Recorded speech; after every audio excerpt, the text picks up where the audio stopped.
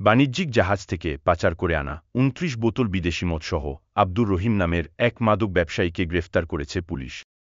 বুধবার গভীর রাতে পৌর শহরের শামছুর রহমান সড়কে অভিযান চালিয়ে তার ভাড়া বাসা থেকে তাকে আটক করা হয়।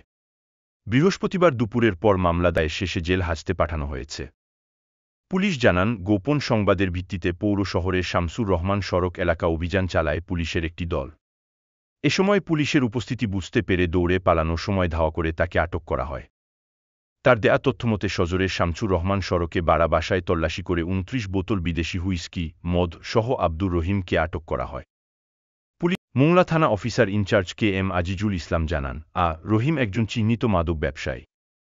এর আগেও তার বিরুদ্ধে মাদকের মামলা সহ বহু অভিযোগ রয়েছে। জাহাজ থেকে বিদেশি মদ অন্য জায়গায় পাচারের জন্য বাসায় মজুত করছে এমন গোপন সংবাদ আসে পুলিশের কাছে। SI মিরাজ সহ পুলিশ সদস্যরা অভিযান চালিয়ে মদসহ হাতে নাতে তাকে গ্রেফতার করা হয়।